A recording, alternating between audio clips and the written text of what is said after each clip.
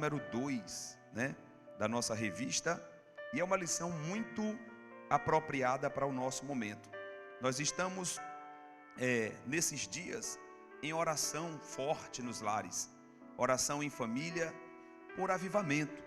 Eu já sei que vocês fazem as vossas orações, isto é certeza, é certo, mas este perfil de oração que nós estamos praticando durante essa semana é uma oração diferenciada, especial, é um clamor, é para rasgar o coração.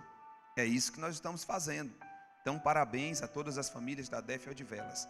Não existe avivamento na igreja alheio a avivamento na família.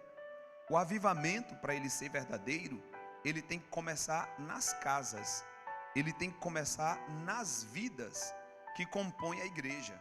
E daí, quando nós nos juntamos com as brasas acesas, o fogo fica mais forte. Amém? Então, nós estamos comprometidos durante essa semana com esta grande empreitada espiritual. E a lição de hoje, ela trabalha algo também nesse sentido. Amém? Pois o pastor Alessandro leu aqui o texto áureo, que fala exatamente do início da igreja, do Pentecostes até o fluir dos primeiros passos dessa igreja. E nós já vamos para o primeiro ponto aqui da nossa lição, que é a natureza do Pentecostes bíblico. A natureza do Pentecostes bíblico. Eu já soube também que as temáticas da festa da gratidão é em torno de avivamento, irmãos. Então, o Espírito Santo, ele está alinhando as coisas. A bem da verdade, precisamos estar discernindo o momento, porque o Espírito não para de trabalhar. E aí nós estamos aqui querendo ser guiado por Ele. Amém? A natureza divina, pode colocar já, a natureza divina do Pentecostes bíblico. Amém? Há uns dias atrás nós fizemos algumas perguntas. Dentre as perguntas aqui para os irmãos foi: o que é, glória a Deus, o Pentecostes? Né? O que é, perdão, eu estou aqui na aula certa? Não, é a próxima, desculpa. É aqui, a natureza da igreja. A igreja em Jerusalém, é isso mesmo. Então, o primeiro ponto da lição fala sobre uma igreja sólida em alicerces. Primeiro ponto, uma igreja fundamentada na doutrina. Uma igreja com fundamento doutrinário, glória a Deus. Já coloca, por favor, para nós aí um texto bíblico, que a Bíblia é a nossa base, obviamente. Texto bíblico, Atos capítulo 1, versículo de número 2. Depois já o 2 e o 42. Bota o 1 para a gente entender. 1. Atos 1:1. Friso o primeiro tratado, ó Teófilo, acerca de tudo o que Jesus começou, não só a fazer, mas a ensinar.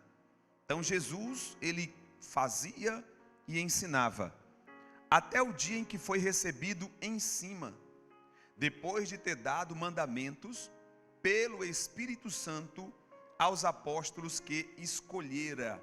Que mandamentos são esses que Jesus deu? Será que é os 10 mandamentos da lei de Moisés? Ou os 613 preceitos de Deuteronômio e de Levíticos? Não, os mandamentos que Jesus dá são os mandamentos da nova aliança. É uma repaginação da lei. Amar a Deus sobre todas as coisas, o próximo como a ti mesmo, e nisso se cumpre toda a lei. É incluir pessoas excluídas, é trabalhar um reino de igualdade. São mandamentos que permeiam, e doutrinam e norteiam a igreja. Então tem uma lista imensa de orientações dadas pelo Senhor Jesus. Quem se lembra do Sermão do Monte? Do capítulo 5 ao capítulo de número 8 de Mateus. Ali é o primeiro grande sermão de Jesus. Mateus tem 5 grandes sermões de Cristo. O primeiro é esse. E nesse primeiro ele ensina sobre julgamento, oração, esmola.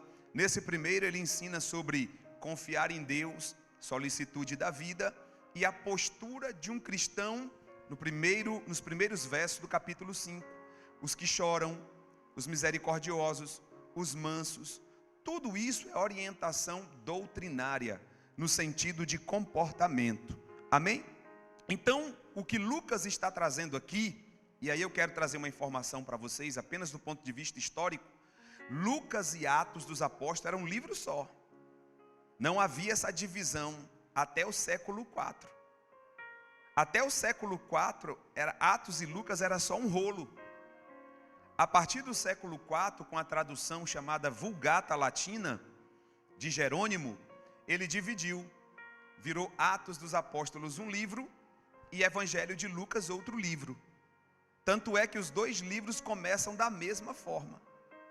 Lucas começa o evangelho dele dizendo: eu fiz um apanhado minucioso de tudo que Jesus fez e operou, ó Teófilo. E esse mesmo capítulo 1 e versículo 1 ele diz: fiz o primeiro tratado, o evangelho de Lucas, e agora eu estou fazendo o segundo, que é o livro de Atos. Tá bem? Então era só um compêndio só um compêndio só. Como Jerônimo resolveu separar por causa das duas introduções diferentes, viraram dois livros. Amém? Então ficaria duas introduções dentro do mesmo livro. Aí eles acharam por bem separar.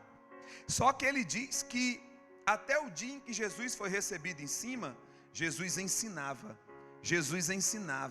Jesus dava mandamentos, Jesus orientava. 70% do ministério de Cristo foi ensinando a palavra. Mas Jesus não ensinava pela ciência, pela filosofia. Jesus ensinava pelo Espírito Santo. Glória a Deus. Atos 2:42. Coloca para nós, por favor, que é um dos nossos textos aqui da nossa lição. Atos 2:42. Dentro da revista hoje, dessa proposta da lição, nós vamos falar de algumas doutrinas aqui que nós usamos. Doutrinas da igreja. Vamos lá? E perseveravam na doutrina dos apóstolos e no partir e nas orações. A doutrina dos apóstolos, irmãos, é o complemento da lei de Moisés. Porque os apóstolos estão lá lidando com uma nova dinâmica na graça de Deus. Quer ver uma doutrina de Cristo e que os apóstolos também mantêm? É quando Jesus fala sobre o ato de adultério. Jesus diz que na lei de Moisés o ato de adultério era consumado e quem fosse pego seria morto. Já na graça ele diz assim: eu porém vos digo que aquele que olhar para alguém, uma mulher, e a desejar no seu coração, já cometeu. E aí ele ainda diz mais: e é réu do juízo divino caso não haja arrependimento. Então a graça de Deus, apesar de parecer ser mais leve, mas a verdade é que a graça é mais complicada ainda. A graça trabalha muito valores, princípios. A graça trabalha motivações. A graça não trabalha só o ato feito. A graça trabalha a motivação que me faz fazer o ato. A graça não trabalha só uma obra. A graça trabalha a motivação que está por trás da obra. Portanto, a graça de Deus é um tanto quanto mais perigosa. Amém? Então, as doutrinas dos apóstolos, nós vamos ver aqui algumas delas no percurso da lição. Ponto de número 2. Perseveravam na doutrina dos apóstolos.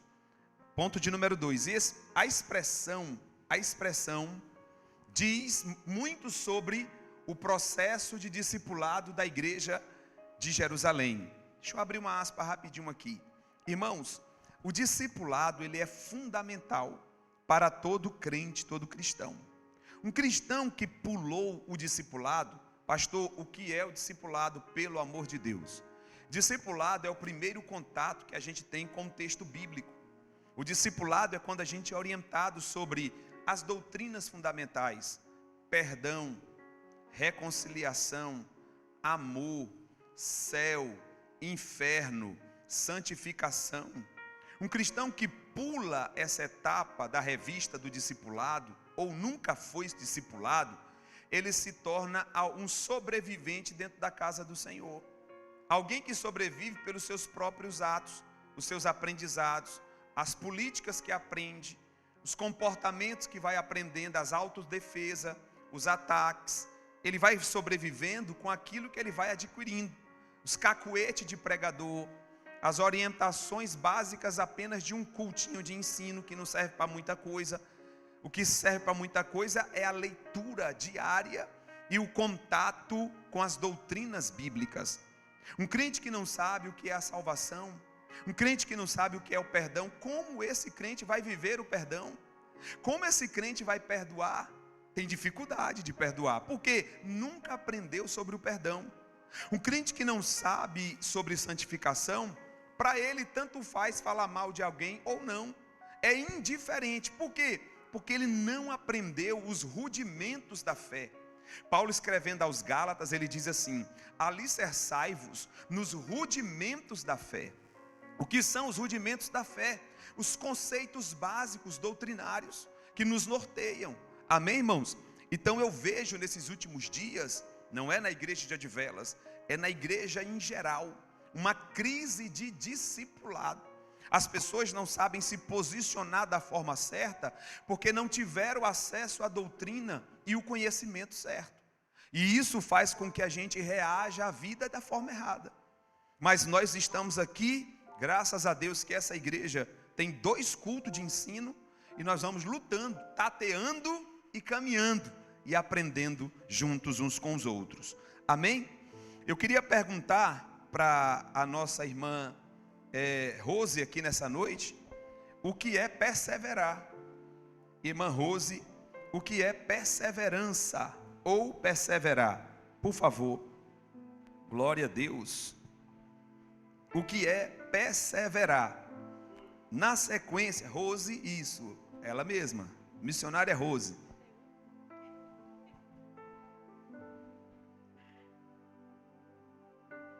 Cumprimento os irmãos na paz do Senhor. Perseverar. Nunca desistir daquilo que o Senhor colocou em nossas mãos. Amém. Independente das situações, se está favorável ou não. Continuar no propósito que o Senhor colocou em nossas mãos, porque Ele acreditou em nós. E muitas das vezes nós deixamos de fazer porque nós não acreditamos em nós. E Deus sabe do potencial que Ele colocou dentro de cada um de nós. Isso para mim é perseverar. Amém. Agora uma pergunta mais difícil para a missionária Sandra. O que é doutrina? A palavra doutrina, o significado. Doutrina. O que é doutrina, irmã Sandra? Pode pescar aqui também, mas eu sei que a senhora sabe, viu? Fica à vontade. Cumprimento o irmão mais uma vez com a paz do Senhor. Muitas vezes doutrina a gente achava que é uso e costume, né? E não é uso e costume. Doutrina é nós guardar a palavra do Senhor, né? E seguir aquilo que está no padrão dentro das normas da palavra do Senhor, né? E não andar nem para a direita nem para a esquerda, mas seguir ali os pontos, vírgulas que está na palavra do Senhor. Amém. Glória a Deus. Pronto, a palavra doutrina. Eu queria perguntar à irmã Neisa aí, por favor, o que é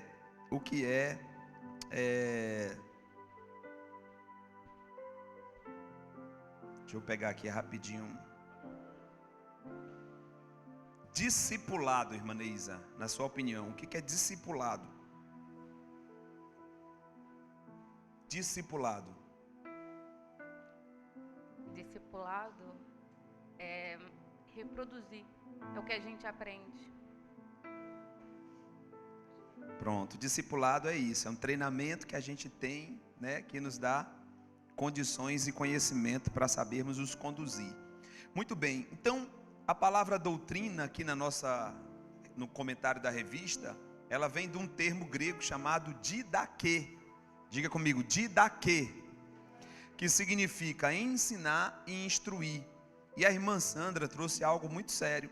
Há um tempo atrás, a doutrina era não jogar futebol, doutrina era não cortar cabelo, doutrina, há um tempo atrás, era o homem não ter barba, né? Quando a gente jovem dava uma relaxadinha, o obreiro, o diácono da porta fazia assim: tá alterado, né, varão? Passava a mão na barba da gente, né? Tá sem doutrina. Então doutrina estava muito relacionada a costumes. E costumes não são doutrinas. Doutrinas bíblicas são fundamentos. Eu falei algumas aqui. Ao final dessa lição, eu quero falar as 14 doutrinas bíblicas em uma tela, preparar uma telinha para nós, com fundamentação bíblica, a doutrina e o significado. Doutrina e o significado, tá bem? E as aplicações de cada uma, ao final da lição. Pronto, então nós aprendemos nesse segundo ponto, que os apóstolos, eles ensinavam a perseverança na doutrina. E eu falei algumas delas aqui. Uma das doutrinas que são, assim, sistemáticas, que nós praticamos, que nós chamamos de rituais ou solenidades, é o batismo nas águas. Isso é doutrina. Isso aí não pode abrir mão. Entendeu? Cortar cabelo ou não é outra coisa. Agora, batizar nas águas aí é bíblico. Ceia do Senhor, que é a última solenidade da Bíblia, é o que? Ceia do Senhor é uma doutrina. É um fundamento que foi nos deixado, que nós devemos praticar. Amém? E assim sucessivamente. Então, nós vamos caminhando e no final da lição eu trago o resumo das doutrinas gerais da Bíblia Sagrada. Um discipuladão. Amém? Bom, ponto de número 3 aqui, fala de uma igreja racional e piedosa. Uma igreja racional e piedosa. Aqui embaixo, tá vendo? Relacional. Foi um teste. Eu quero perguntar, irmão Hélio, para a nossa querida irmã irmã Fran, pergunta a irmã Fran aí, o que é igreja? Igreja, o que é igreja? Na opinião dela. Igreja é um ajuntamento de pessoas que estão ligadas ao mesmo propósito, que é adorar ao Senhor. Mas nós sabemos que a igreja somos nós. Mas eu acredito que quando a gente reúne, para os outros que não conhecem, vê em nós a igreja. Mas claro que somos a igreja, eu sou a igreja. Sim, e é dinâmico isso porque a igreja, ela não é uma pessoa. A igreja não é. A pessoa, Paulo até diz em 1 Coríntios 3,16, é templo. Você é templo do Espírito Santo, sozinho. Eu sou representante da igreja, né? Agora, eu só sou igreja na comunidade. Não tem esse negócio dos desigrejados de dizer, eu sou igreja. Então eu não preciso estar na comunidade. Não. Eu sou parte da igreja. E eu preciso estar na comunidade para ser igreja. Amém? Sozinho, eu sou templo, tá? E aí eu queria perguntar à irmã Cíntia hoje aqui, sobre o que é ser piedoso. Porque aqui o ponto diz, uma igreja relacional, de relacionamento, e piedosa. O que é piedade, irmã Cíntia? Piedade. Não tira não. Piedade. Da última vez ela não trouxe o óculos. A senhora usa óculos? Eu uso e eu não estou enxergando, não vou falar da minha Eita cabeça. Jesus. Mas fala com as suas palavras. Amém. Bem? Para mim, uma igreja piedosa é uma igreja que é misericordiosa, né? Que não age com impiedade, ou seja, ela tem misericórdia do seu próximo, ela age com amor, né? Ela mede as consequências antes de agir, ela tem piedade, né? Amém? Amém. Glória a Deus, é isso mesmo. Uma igreja piedosa é uma igreja que pratica a piedade. O que é piedade, irmãos? Piedade é o ato de se compadecer. Não existe piedade sem empatia. O que é ser empático? Se colocar na dor do outro. Né? Eu falei para vocês aqui uma vez de um homem que era muito usado por Deus na área da cura, né? Era um missionário americano, que ele, quando Deus ia usar ele para curar alguém, ele sentia a dor. Quando era um câncer, ele rolava de dor.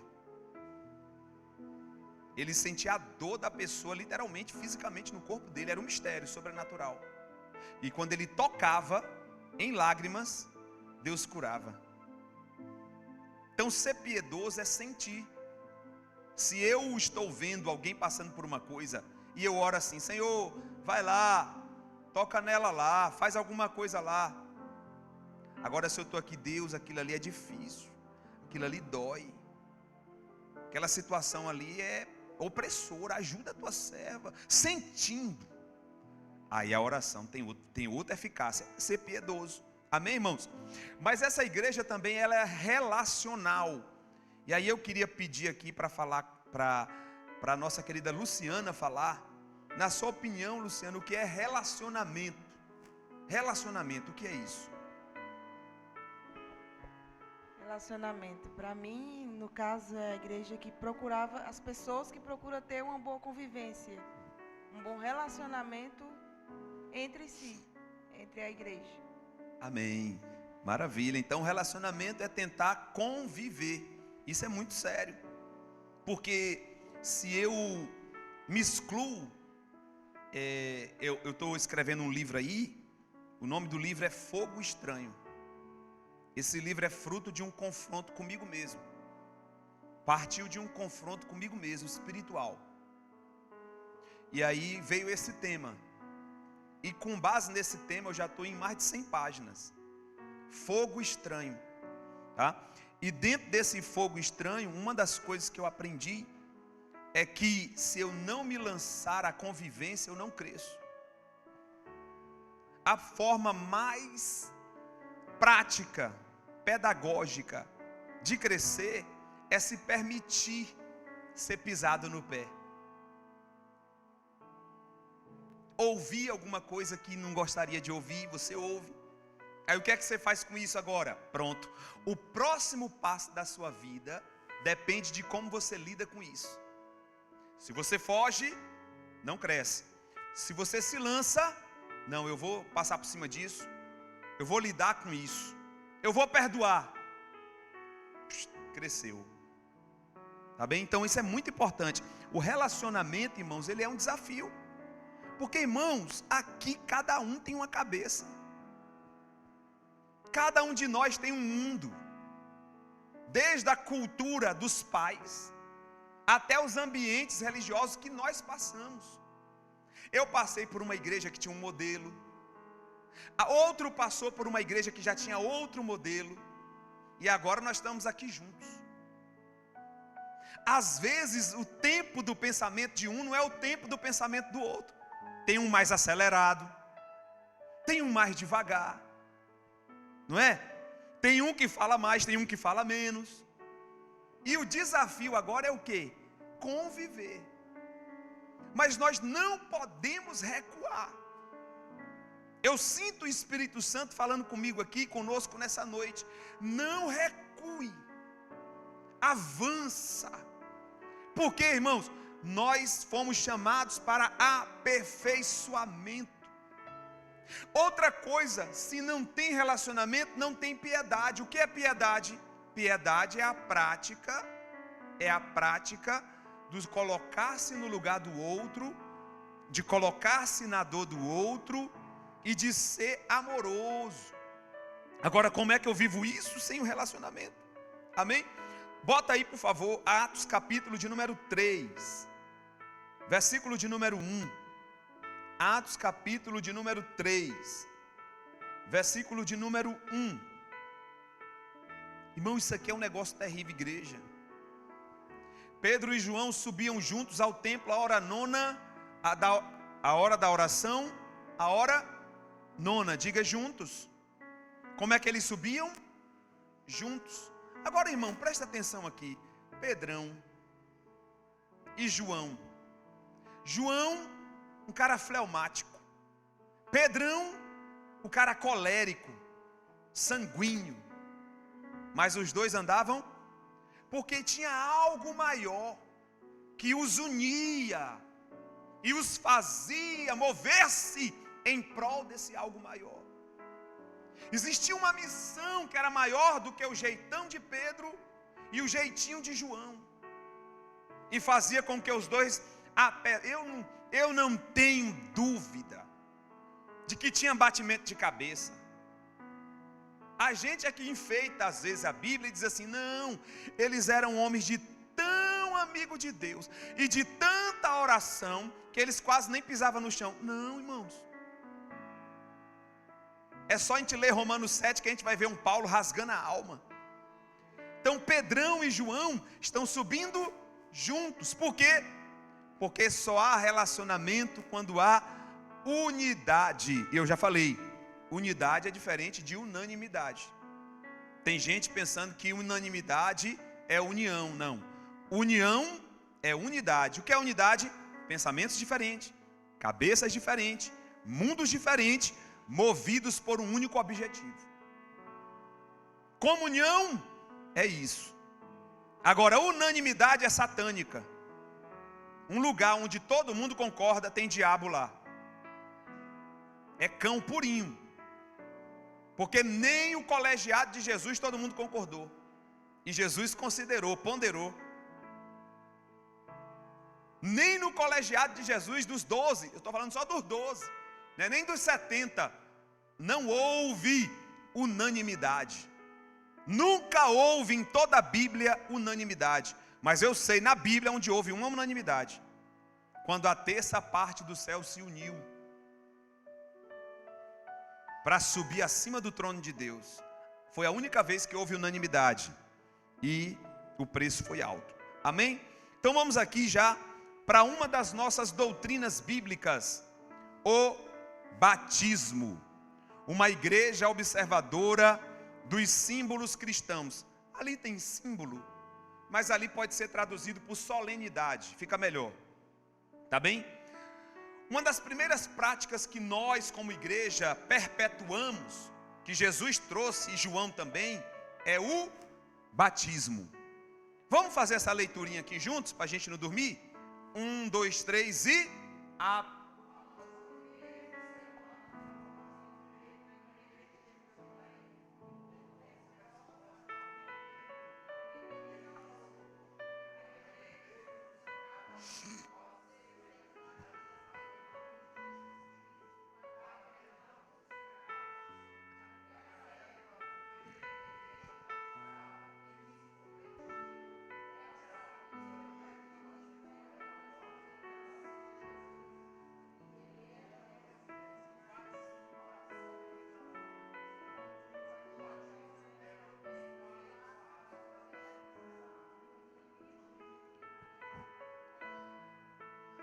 Amém. Desce mais um pouquinho aí, filhão.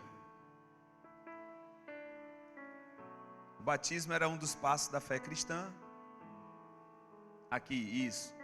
E a entrada para uma vida nova. Pronto, o que mais?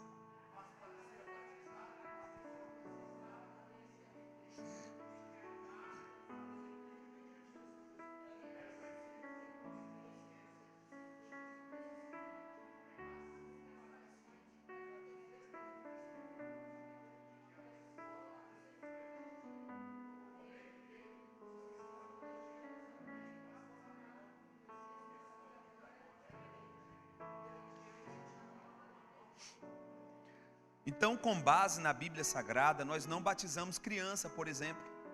Olha aí, tem uma doutrina católica que batiza bebê. Joga lá águazinha na cabeça. Nós não batizamos. Por quê? Porque o batismo é para arrependimento. Está ali. Para ser batizado, a pessoa precisava ter se arrependido dos seus pecados e crido em Jesus. Amém? E olha uma coisa forte. Paulo chama a graça de Deus de água. Vocês lembram? A água. Jesus disse para o Nicodemos que é preciso nascer de novo. Quando uma criança nasce, que o útero se rompe, o que é que sai? Água. A criança estava dentro da água e para nascer para o mundo, o útero teve que romper. Não é assim? O crente, quando ele é batizado, ele entra nas águas, nasce de novo, é um símbolo do novo nascimento. Quando ele sai das águas, o útero rompeu e nasceu uma nova criatura. Uma criança, um neófito, como disse Paulo, né? Uma criança nasceu, um novo nascimento. É o símbolo do batismo. Por isso que nós levamos tão a sério o batismo. Porque o batismo é o símbolo do renascimento. do novo começo público, diante de todos. Eu estou dizendo, eu nasci de novo em Cristo Jesus. É uma nova vida, né?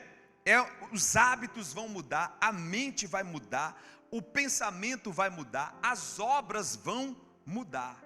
É esse o símbolo. Então essa é a primeira cerimônia que nós praticamos. A segunda cerimônia é a ceia do Senhor. Olha aí, a ceia do Senhor. E o que era a ceia do Senhor? A ceia do Senhor é outra ordenança dada por Jesus e que foi observada pela igreja de Jerusalém, e perseveravam na doutrina dos apóstolos, no partido. Esse partir do pão aqui é que os apóstolos continuaram aquela ceia que Jesus celebrou. Amém? Eu separei um versículo aqui, coloca para nós aí, Alan. Voltando, por favor, no batismo, Atos capítulo 19, versículo 3. Rapidinho, voltando no batismo, tá? Perguntou-lhes então: em que sois batizados então? E eles disseram: no batismo de João. Isso aqui é quando, volta uns versículos para os irmãos entenderem, volta do 1, aqui. E sucedeu quando Apolo estava em Corinto, Paulo, tendo passado por todas as regiões superiores, chegou aonde? Em Éfeso. E, achando ali alguns, tinha já, antes de Paulo chegar em Éfeso, já tinha uma igreja, já tinha os discípulos congregando. E aí Paulo vai fazer uma pergunta, e disse-lhes: recebestes vós já o Espírito Santo quando crestes?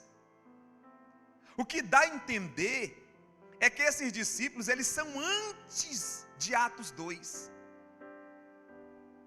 Não sabemos quem foi o missionário, não sei se viu um milagre de Jesus, se foi contemplado por um milagre, se ouviu palavras de Cristo e levou para Éfeso, não sabemos. O que dá a entender é que esses irmãos aqui, eles não experimentaram, nem ficaram sabendo de Atos capítulo 2 e versículo 1. Porque Paulo pergunta, olha aí, recebeste vós o Espírito Santo quando crestes? Olha a resposta. E eles lhe disseram: nós ainda nem ouvimos que haja Espírito Santo. Aí olha só, perguntou-lhes então: em que sois batizado então? E eles disseram: no batismo de João. Pois então eu sou levado a pensar que eles podem ter se arrependido lá no Jordão, ouvindo a mensagem de João, batizado das águas, mas agora eles vão receber a segunda fase do mover de Deus na igreja. Porque não é só batismo nas águas, tem que ter também poder, né? Aí eles disseram: no de João. Aí Paulo disse: certamente João batizou com batismo de arrependimento. Vocês estão certos, estão na primeira parte, dizendo ao povo que cresce no que após ele haveria de vir, isto é, Jesus Cristo. Segue, só para terminar o raciocínio.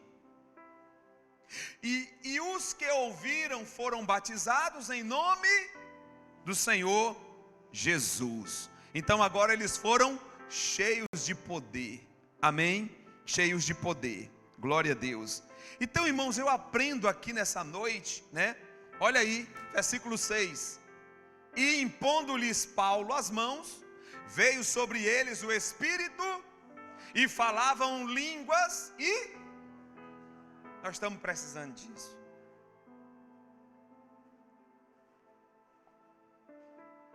Eu estou pedindo ajuda,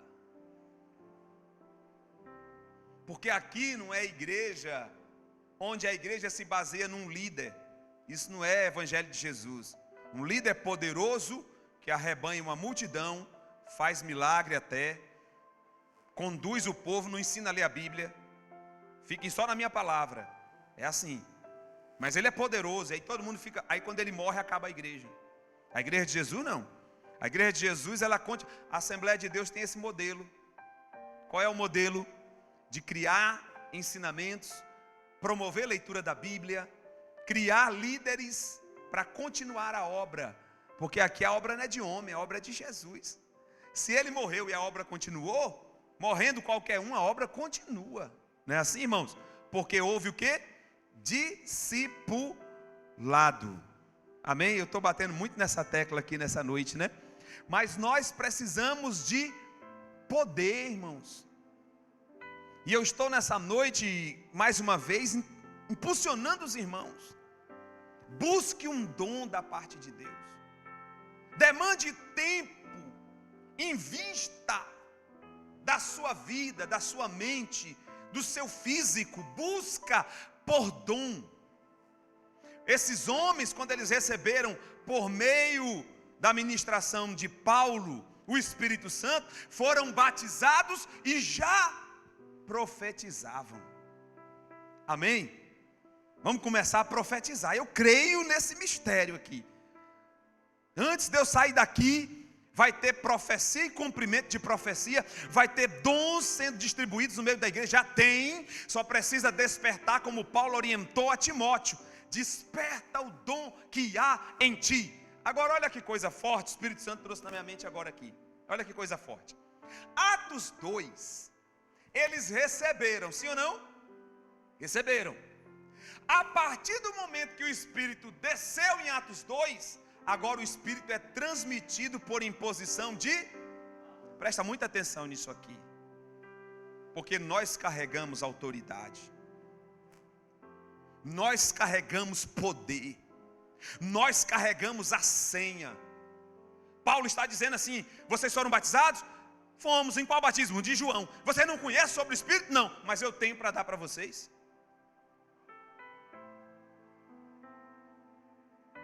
Lucas começa a narrativa de Atos dizendo: Jesus começou a fazer. Significa dizer que nós continuamos o que ele começou. E ele disse: vós... Jesus é tremendo. Como é que Jesus acredita tanto num cara amarelo que nem eu? Vós fareis obras maiores do que essas. E Paulo disse assim: eu creio, tomo posse.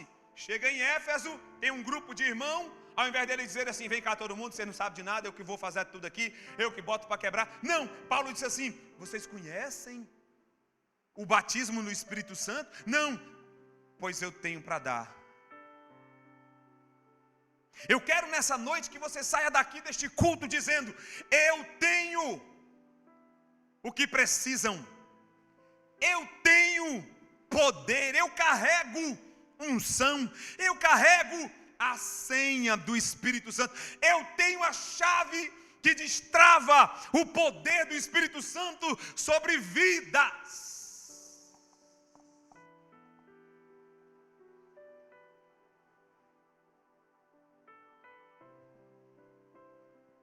Eu acho que a descrença é tão grande que tem gente que diz assim: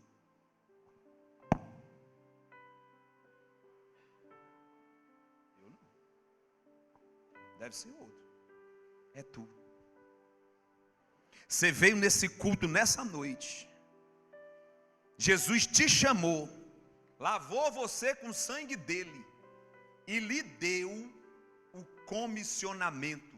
Vai, ide. Só que ele não diz o ide sem revestimento. Ele não dá o ide sem a capacitação necessária. Pastor, mas como é que eu sei que eu sou capacitado? Indo. E como é que eu vou? Se depare com situações que precisem de você e feche o olho, irmão. Feche o olho e impõe as mãos. Quem é o interessado no resultado? É porque a gente pensa que a obra é nossa. A obra não é minha, não. A obra não é sua, não. O interessado em que aconteça, em que seja desbloqueado, destravado, em que o poder se manifeste, é Ele, o dono da obra. Amém? Eu não gosto de falar do que eu faço. Não gosto de falar de coisinhas que a gente roda por aí às vezes, mas nós precisamos ter mais autoridade, irmãos. Não, vamos fazer um exercíciozinho. Eu sei que você diz assim, pô, o pastor fica com um negócio de repetição.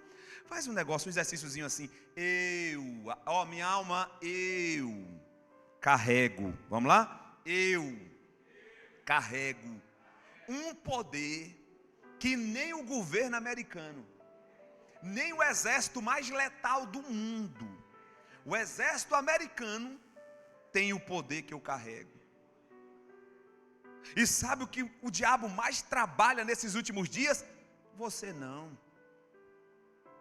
Aí você briga no trânsito, você não. Aí você comete uma coisa, você, tá vendo você? Fique na sua, que ninguém te bole. Tudo que o diabo quer é que nos acabrunhemos em nós mesmos, nos diminuamos.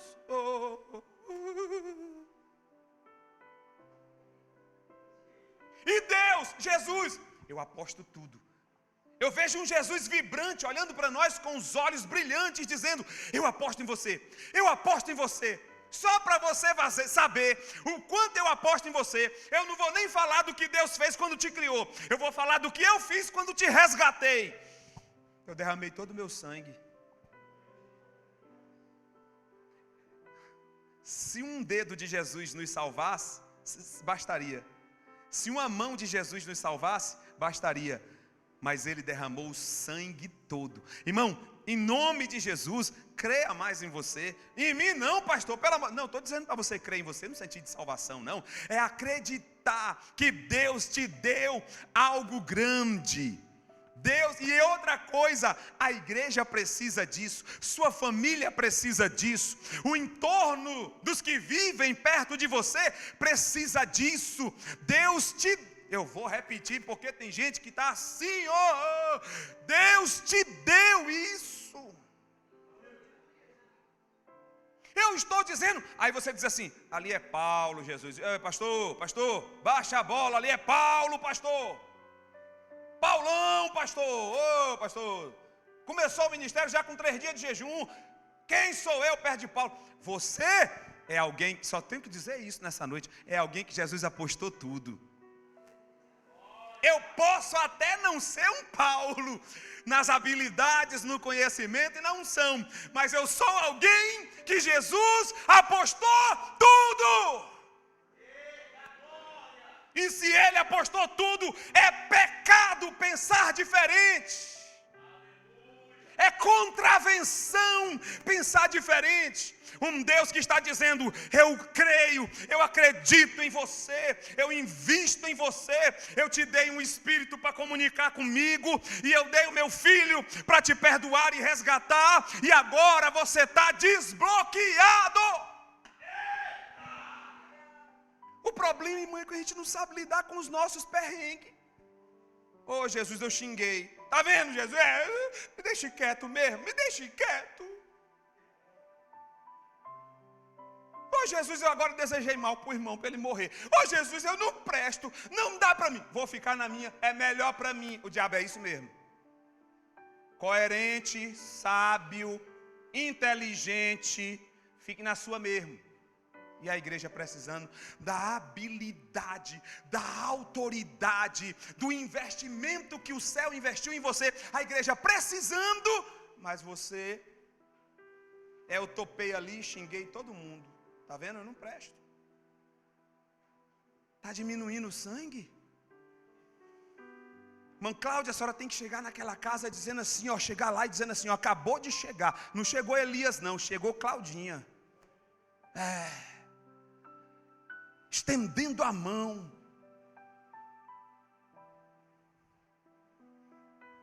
Irmã Sandra tem que chegar lá dizendo assim, não chegou aqui Eliseu não, mas chegou a Sandra.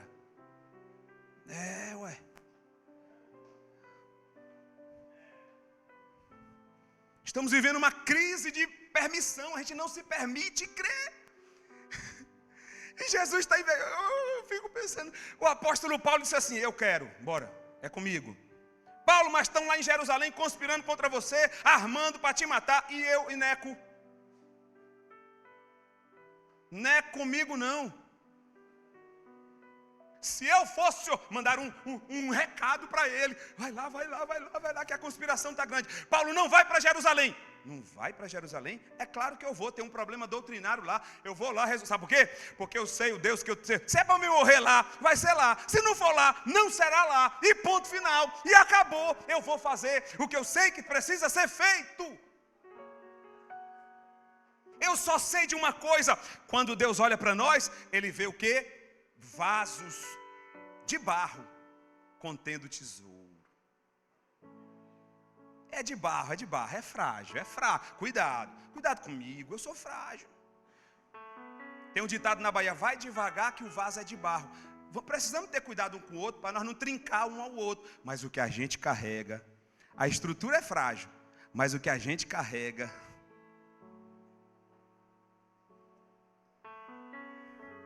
Tem vaso aqui que a argilinha dele é igual a mim, uma argilinha bem fininha. Mas o que tem dentro, meu Jesus Cristo.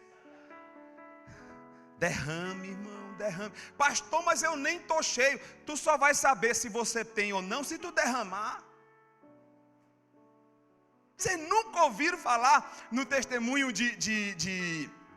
meu nome do homem que dá o Deus é amor? Davi Miranda. Você sabe qual foi o primeiro milagre de Davi Miranda? Ele nunca sabia, não tinha experiência, não sabia nem que tinha um dom. Chegou lá e disse: Senhor, é assim mesmo? Como é que é? Então tá, vai! Oxe, se você não fizer, você vai saber. Amém, irmão? Eu só sei de uma coisa: dentro de cada cabecinha dessas aqui, ó, tem um poder que o diabo quer fazer de tudo. Ele faz de tudo para você não se convencer que existe isso. Ele faz de tudo para que você desacredite do que você carrega. Ele faz de tudo para mostrar para você que você não vale a pena, que não dá certo, e nem os outros valem a pena. E pronto, final, é isso mesmo. E aí pronto. Mas nós olha, Paulo chegou em Éfeso. Ei, irmãos, vocês estão aqui, estão se reunindo aqui. Como é que é isso aqui?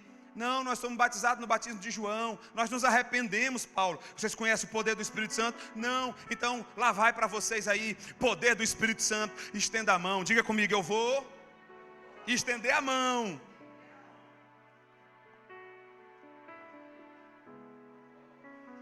Você não entendeu? O Espírito Santo está falando na minha boca aqui.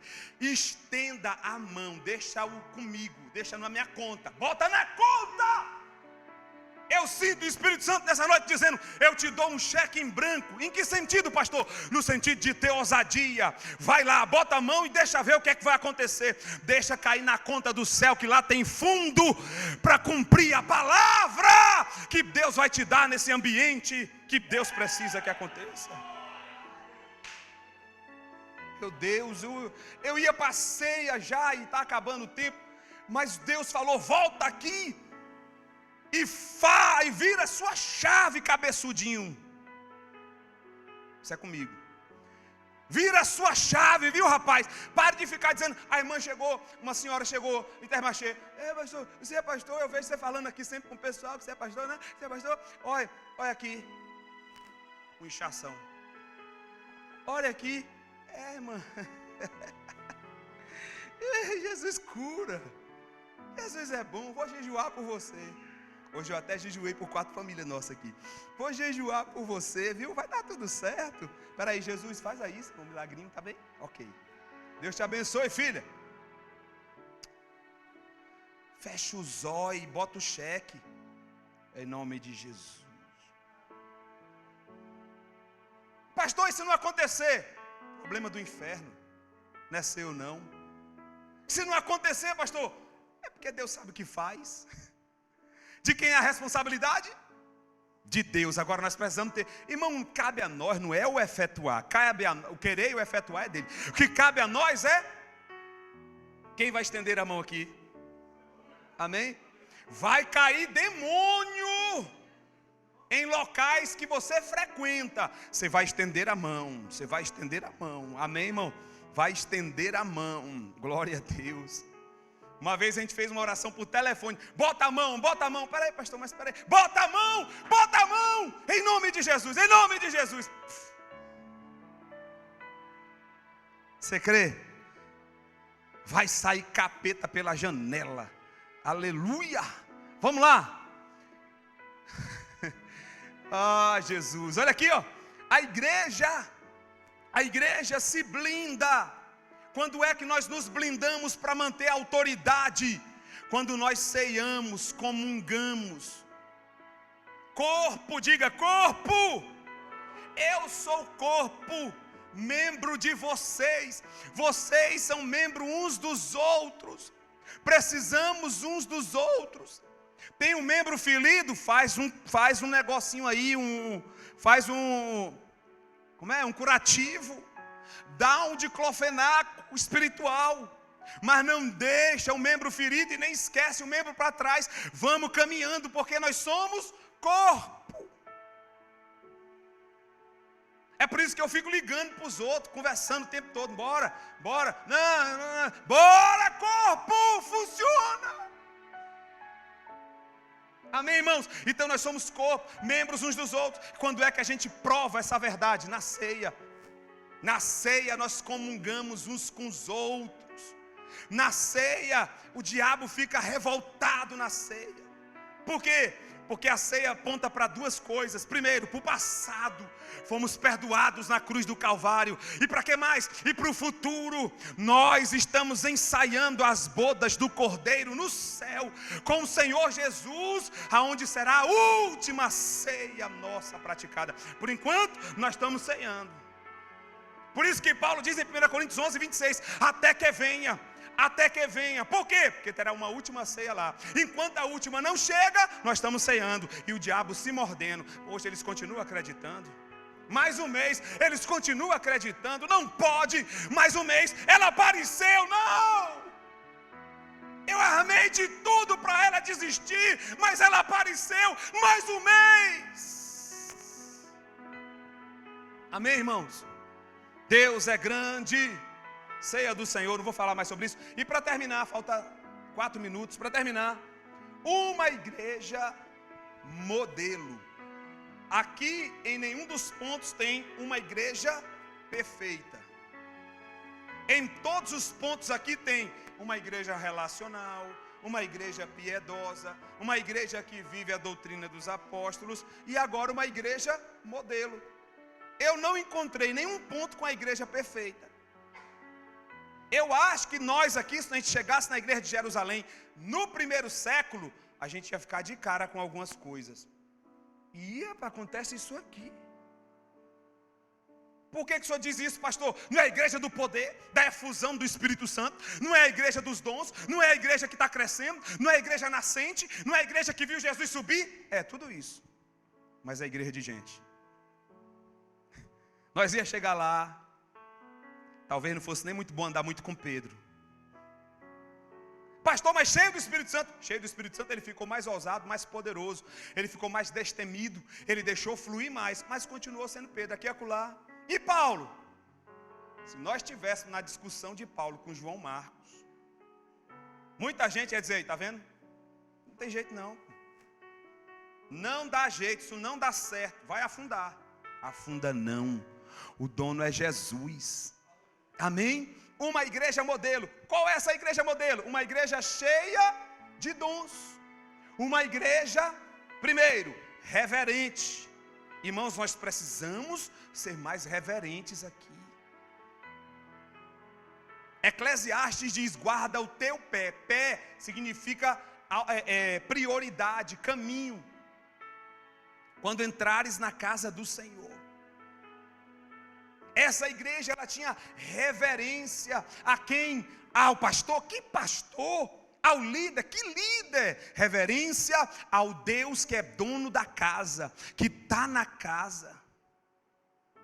A gente não se comporta de maneira leviana, fala o que quer, na hora que quer, faz o que quer. Não, eu entrei para adorar. E outra, irmãos, pelo amor de Deus, tirando quem toma remédio para diabetes, ou para pressão, que tanta ida na casa de banho. 2 vezes num culto de 1h30. Precisamos rever algumas coisas. Eu fui ensinado com muitos outros que a gente tem que tomar cuidado com esses detalhes. São pequenos detalhes. A igreja é feita de pequenos detalhes. Eu sei que talvez quem precisasse ouvir nem está aqui. Mas eu sou aqui como pastor, irmão. Nós precisamos ter o quê? Reverência. Não dá para aguentar 2 horas sem beber água. Não é? Eu acho que dá. Pastor, mas e aí? Não, fica à vontade. É o Espírito Santo que vai lhe conduzir, ninguém vai lhe vigiar. E aqui não tem isso. Só que nós precisamos só tomar cuidado com a reverência. Às vezes a gente demora um pouquinho de sintonizar o rádio. Achei a faixa. Achei a faixa do Espírito. Quem já teve aqueles rádiozão que tem um pitocozão grandão assim? Quem tem? Se não tiver esse rádio. Eu vi um rádio desse e eu sou novo. Eu vi um rádio desse na roça. FM, aquele negócio, né? Boa noite. Aquele negócio da FM antiga, AM ainda. Para achar a faixa tinha que fazer o quê? Sintonizar. A mesma coisa é aqui dentro do culto. Às vezes a gente chega aqui com tanta coisa na cabeça, com tanta correria, tantas prioridades, tantas outras coisas. A gente tem que sintonizar a faixa. Isso é a reverência. O senhor quer falar o que comigo? O que é que o senhor quer falar? Eu não estou entendendo. Vai sintonizando. Agora, se eu me distraio, não sintoniza, fica só no... Como é que foi o culto? Uma zoadeira! Como é que foi o culto? O culto foi, sei lá. Teve canta, teve não sei o quê. Teve pregação lá, eu não entendi, foi nada. É a igrejinha ré bagunçada, igrejinha ré sem jeito. Sintoniza o rádio. Tem que ter a referência, sentar ali, ó, deixa eu sintonizar aqui. Peraí. O irmão, os obreiros aqui são gente boa demais. Às vezes ele chega para orar, eu já estou orando, eu estou ali há 10 minutos tentando sintonizar. Tentando sintonizar. O obreiro chega, e aí, pastor? Meus amigos aqui, às vezes. Agora ele não faz mais não, o pastor Gilson nunca fez isso não. Mas o Gesiel já fez, o Jorge já fez. Pastorzão, parte do senhor.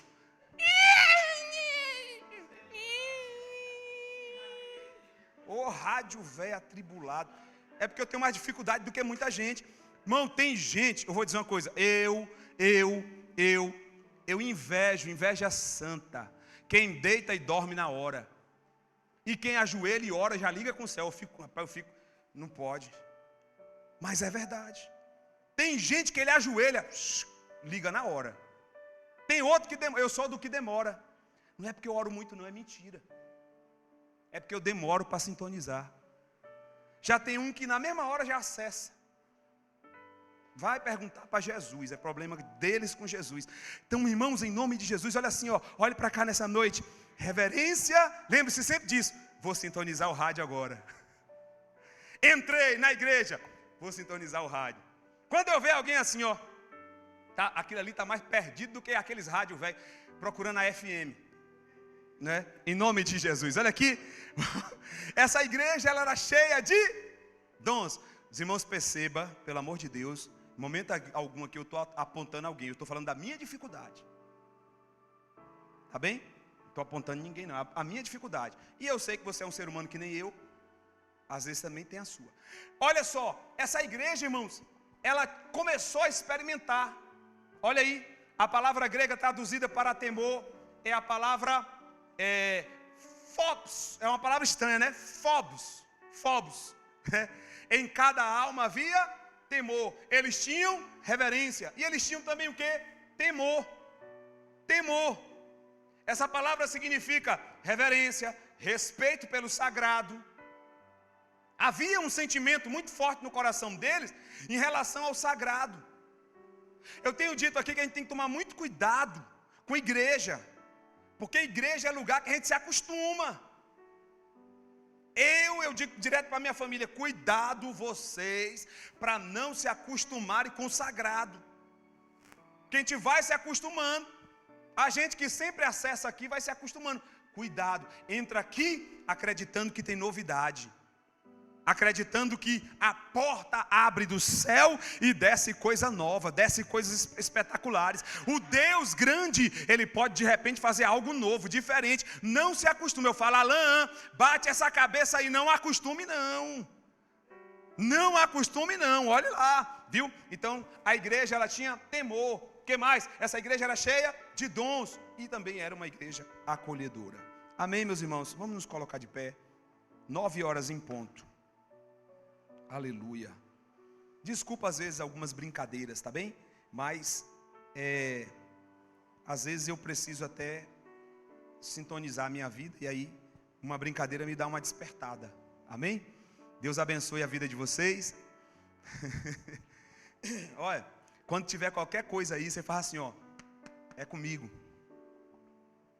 Amém? Eu me lembro quando um demônio manifestou no grupo de jovens lá no Brasil, um grupo de jovens enorme na sede, manifestou um demônio. Rapaz, os jovens procuraram, saíram pela tangente. Não, você vai dizer assim, é comigo. O que é aí? É o demônio aí? Peraí, estou indo aí. Amém? Vamos lá, vamos orar.